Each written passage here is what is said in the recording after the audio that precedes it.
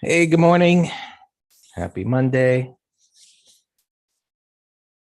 So I think this week we start with a coin flip as to the direction here short term. And my thoughts over the weekend were whichever way it goes, I think it could be an initial head fake. And reasons why, of course, must be explained. So bullishly, this made a multiple bar consolidation down here. Right? Our internals were lined up here. Right? That was a huge plus that it would bounce. The negative is, of course, the way it went down there, and went down with a lot of momentum. And so we haven't even gotten a situation where, within a downtrend, where we talk about the next move down where the momentum slows. I just use the hourly chart here where, here's the beginning of the move, can't bounce down with a lot of momentum. And then it goes down here and the lows are close together. That's how we determine slowing momentum. In the downtrend, the lows are closer together. And then we look bar by bar. When those red bars ignored and so on, okay, it's likely it's going to pop up to where? Look to the left, so on and so forth. And then it's going nowhere here. It made pivot lows, got a pivot high, which is up against here. We got an inside day.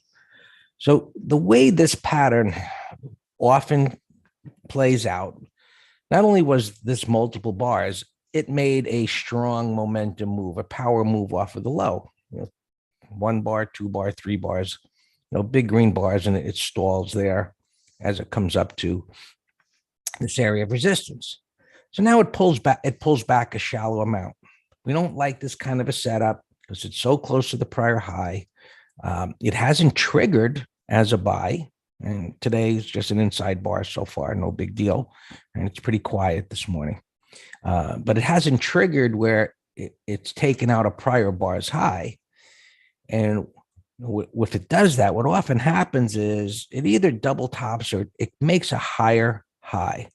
And so it makes a higher high and it makes a higher low and a higher high. And that's where it rolls right back over again, because what you see is on the higher time frame, it's just a sell setup. And as we can see, the weekly time frame here on the NASDAQ futures violated its uptrend, came all the way down to the second pivot where it bounced from. And so now, it makes this lower high here. And then we see, does this actually hold? McGrath saying QQQ, more scalp potential. Also Facebook, possible scalp. Well, they got hit the hardest, sure. Yeah. So let's take a look at that. So I see this as this possibility sets up a move up to go down at a higher level. It often sets up that way. Why? Because this is a shallow move. Sellers are hoping to get better prices, so they're less reluctant to sell unless something of significant happens. So they either would sell here or, the 50 MA. Now, should this day end up red and, or, just breaking below this bar, sure, it could go down here and we get some kind of a move like that. But this is a pretty big shelf of support. So I'm just thinking, whichever way it goes, if you're nimble, it's tradable, but it could easily flip back up or this flip back down. And so we're not dealing with a situation, well, this didn't move a whole huge amount. I mean, percentage-wise, there's a decent move. This was a high probability situation when you apply the candlesticks and the market internals and so on, which we don't have any of that right now. All right, so let's look at the cues. Let's get rid of the artwork here, first of all. NASDAQ futures. It would have more room to go up, but so I look at this one while having more room to go up. It's going to have a stiffer area to deal with because the distance it's going to have to travel is a bit further. It may poke its head above there. We recognize resistance areas. We know prices can go through them. but the power of this downtrend should, even if it goes through it, should take over and drive this lower. And we'll see if it does.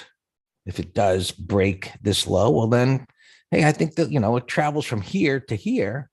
Odds are there's going to be buyers down here. And this is why I say no matter where we look, maybe one has more potential than the other to travel a bit further. But in either of these, they're going to hit a wall, which isn't that far away. Okay. Clear this, clear that. Let's look at SPY, and then I'll look at SPX. So we have the same situation here, right? It just looks a little different because we don't have the 24-hour chart. Weekly trend is broken. Looks like it should make a lower high. Does it? I mentioned over the weekend, just looking a little further out, we'll see, could be weeks from now. And this pattern one could be one in which, it does go up here, hangs there a bit, head and shoulders top. That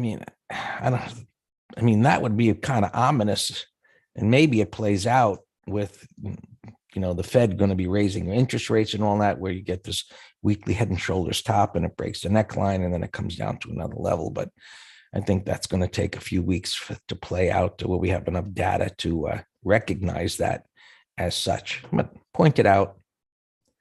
Yeah. We'll see what actually happens. We can talk about it in the future. All right, so where are prices unlikely to go? I would say if things should go up, they're unlikely to go above the 50 MA. So is there premium up above 46.60 or higher? Let's take a look.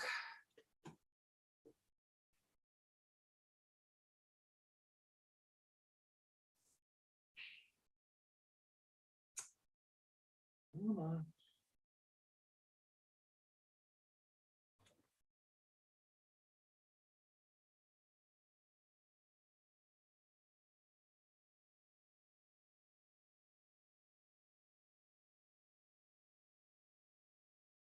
No. No. That's interesting.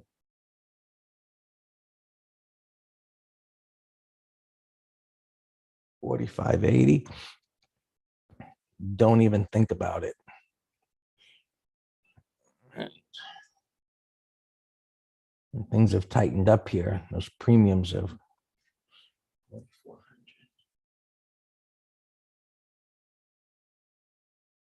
Wow.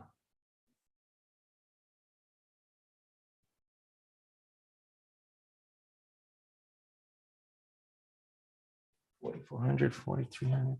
It's not that far away, but the premiums are to the downside. So there's more bets, which makes sense after this drop. That's too close for comfort for me. While there's premium there, how far above can we get? Not far, McGraw. There's no juice.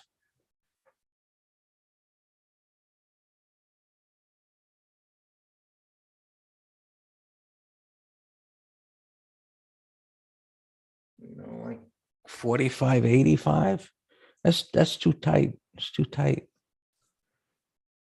Don't, just leave this alone. And I'm not looking at Wednesday, but if you want to, I would look way up there to see if there's anything. All right.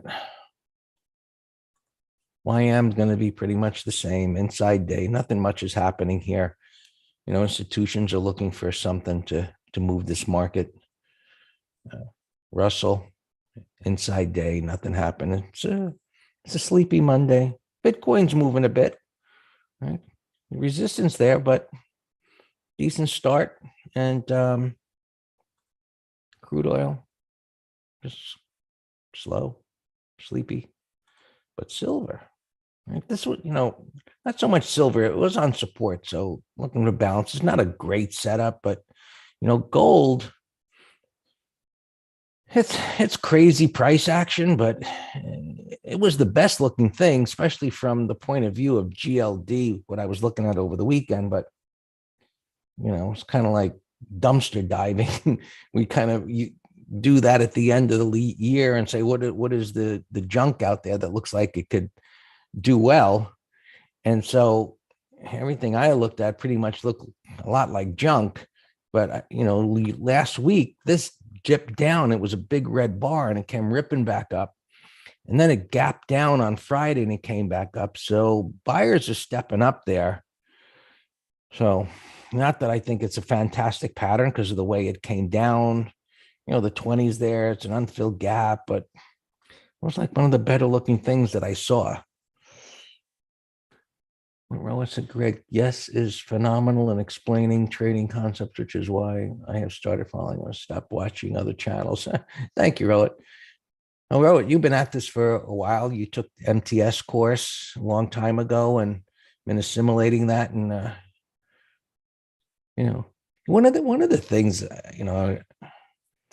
look, Dan and I share our experiences with everyone here and in the green room and in courses. But one of the things that we all, I maybe to a little bit of a less so, other than when I first started out, was had the passion for doing this, but I didn't avoid the indicator-based methodology and going down that rabbit hole, even to the extent of, you might laugh, whether it's a new moon and a full moon and price projections and time projections and just looking for the holy grail type of thing.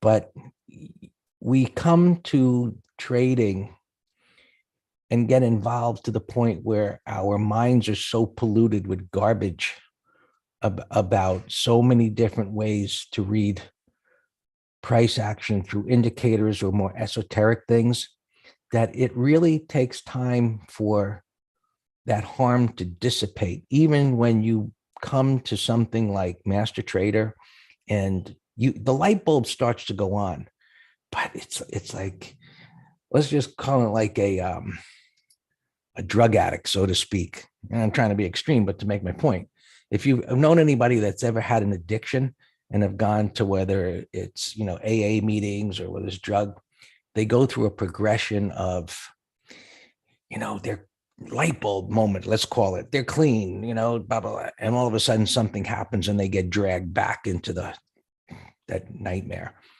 And meaning it just takes several times of getting clean before they ultimately get there. And I kind of relate, trading and technical analysis in a way to that, in that it takes time to really accept, a method such as what we talk about here and just truly let go of everything else. So I hope that helps, because it's just a natural part of what we go through. Because there's uncertainties, even what we do, there's uncertainties. But when there are uncertainties, we just say, hey, I don't know what's going on here. So let me just step aside. And I kind of feel like that way today. And I made that point in the newsletter over the weekend. And my video was like, I don't like this, the way it's set up here, which way it's going to go, up or down. And so I'm more inclined to step aside, or, maybe a day trader, do nothing here. Transports, gap fill, which way is it going to go here? We need more information for this to resolve itself. So, that's where it's at.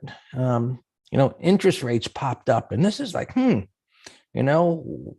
this is interesting that this has moved up. And I think this getting above 2%, I think the markets are going to has to start thinking, bonds, 2%, equities, risk there, Fed, this and that. I think the markets are going to have a difficult time for a while. Even if it's not a bad market, it's going to be a difficult time for a little while. So, all yours, Dan.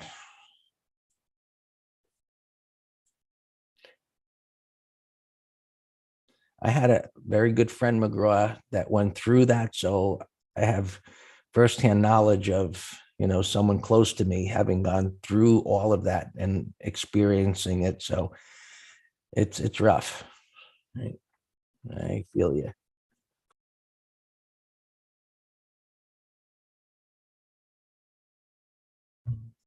Good morning, everyone. Yeah, I totally neutral here. Exactly right.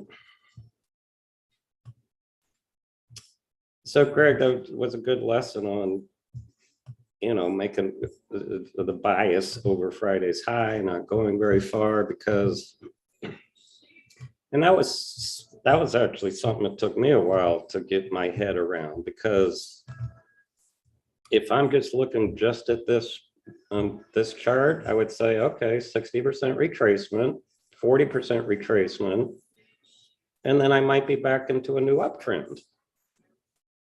Whereas, you're expecting it to hit this brick wall, and you made the emphasis, yeah, it's a sell setup on the weekly. But if we do take out this prior high, then I think the odds of us, whatever type of retest is going to happen, I think it's going to have a hard time cracking this brick wall to the downside. We'll take it day by day as we do. I think the reality of earnings and the monetary stuff is going to be the main driver of that for the rest of the year. Al Alarian was on CNBC again today, and he was he was polite as can be in trashing the Fed. He's like, these guys are just, they're so not with reality. We have 7.3% inflation, and they're still pumping money into the economy. Remember, all they did was say, we're going to reduce it over time. And that's one of the things I was yelling about too. Just stop it already. Stop it, stop it, stop it. And, I think they should have raised quarter point last meeting, but it's politics BS. All right, so yeah, with Bitcoin out, that's what got my attention here on Mara, Riot, Hut, little Huts in there. All three of these kind of similar patterns. We've been in this MSTR short put. We had the 410s. So, hopefully we'll make full profit this week. Our opens are fine. I don't see any problems. Let's go to see what else I have here on the list. Not as many earnings today. ON 6065. Okay, so it's gapping. It's a big bullish gap over Thursday's red bar, but it's in the gap fill. It's a bullish pre-market. It's worth watching.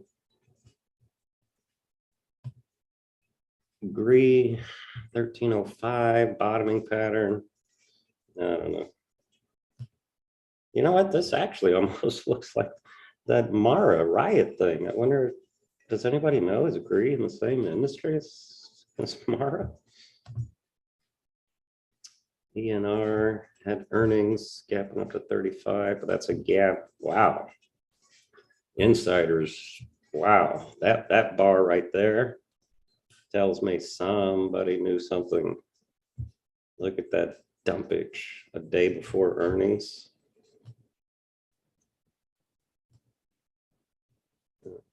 CRNC 43. Wow, that's getting its butt kicked. That is a monster gap down, a third of its value.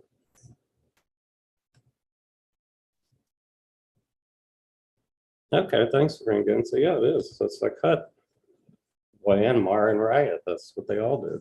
But isn't that funny, Rangan? How the chart made me say that? I'm like, wow, this looks like the other one's identical. And GTES, there's no pattern. Hasbro earnings, no pattern.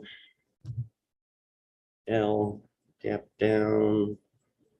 30-minute low. That could be a day trade. But you know how we have that MT line on the turn, TURN? Pull back here, a retest, red bars ignored, bunch of overlapping bars on support. That was a beautiful, beautiful turn right there to trade that last week for a swing trade. I love these patterns. But 30-minute low maybe.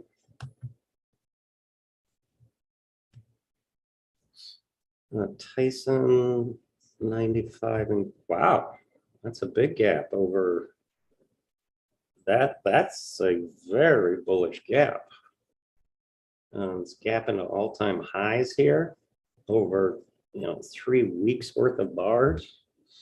I'm putting that in a window. That looks fantastic.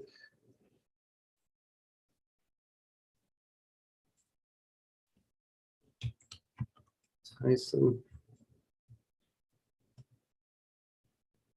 AMG, I can't see where you're gapping. Bava earnings down 116, but total range bound. Hey, McGraw, this one could be a condor. We got $6.50 to the downside, $9 to the upside. ZB, that's a bearish gap. And see, I want to look at the monthly now to see how much more room it has. I think this could go to $100. That's at 113. So that's worth watching. Put that in a window.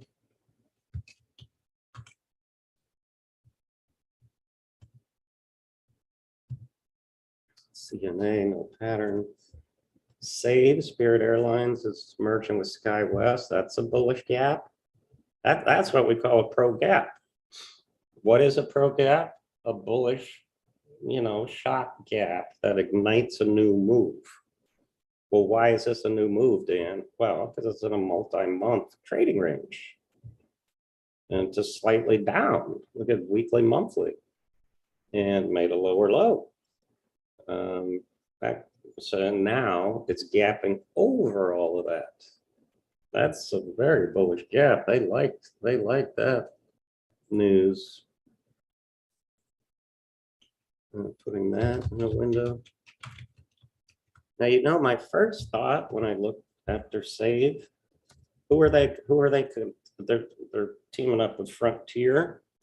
So how I trade news is, all right, who's going to benefit and who's going to hurt? And so I immediately pulled up Love because, other than Spirit and Allegiant, ALGT is another low cost one. I was thinking this would gap down because of that. I think I read it's going to be the 5th biggest U.S. airline now. And that's going to be competitive for Southwest. Here's Allegiant. I don't see a gap. I don't like the way it trades. NVIDIA, nice pre-market here. I want to keep an eye on this for a put spread. If we flick on our switch of wanting to get bullish trades, this BBBY put spread. Remember we did naked puts last week. We did the 13.5s. Well, now it broke out and it's a sloppy buy setup. So this one, we're going to do a put spread again. This recent IPO went up and down. There's an article about it in Barron's. I didn't read it, but as always, I just pull up the symbol and see if there's a pattern there. That's worth watching. Let's see what it does here. We need a potent reversal. T2, nice wide range igniting breakout. I was going to give this as a put spread, but it has earnings. It has earnings this week. Yeah, Riot is pretty much identical to the other one. DWAC. Yeah, we'll watch it.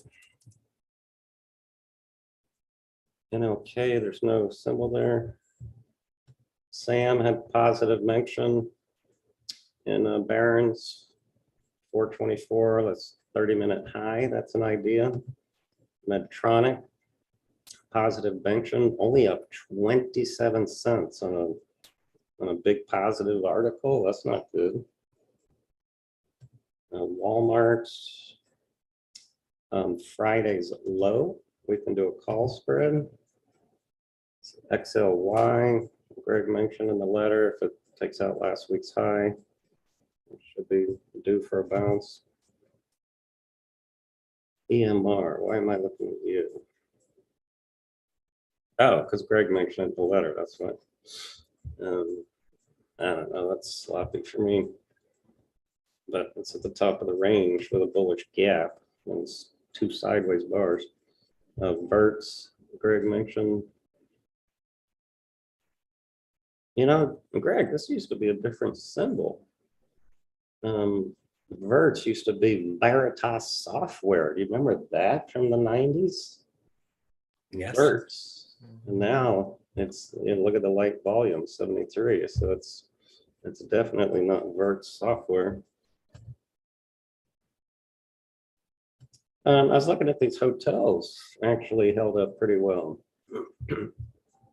MGM, put spread idea, Marriott and Hilton.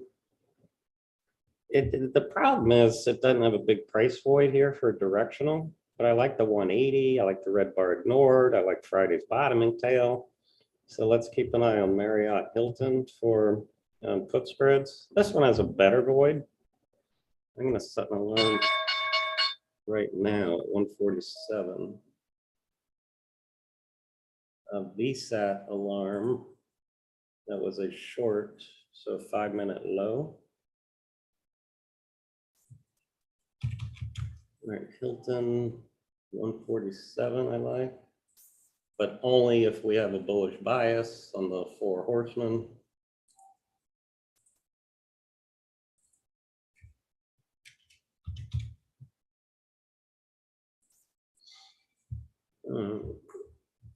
All right, VSAT. Yeah, 5-minute low. It's fine.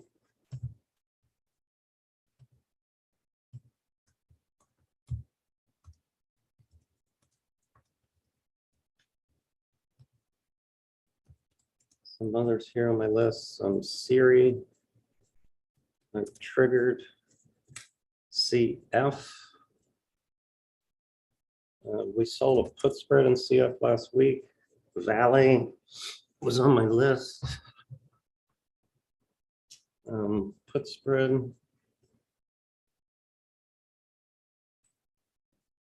So both of these, Valley and Siri, are good to go if you get the credit. You don't, I'm making an exception now, saying you don't have to wait. You don't have to wait for the 5-minute high. They both look fine.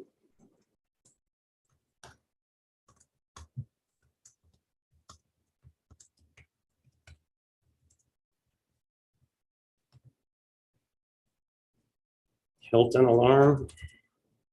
That looks pretty darn good. I'm just not doing it here at 9:31 with the market falling. Actually, IWM's green. The other horsemen are stalling.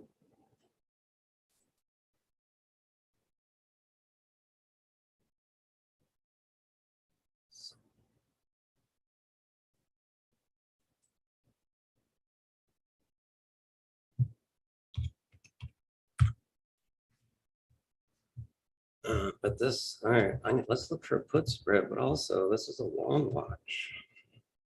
We got a bullish weekly too.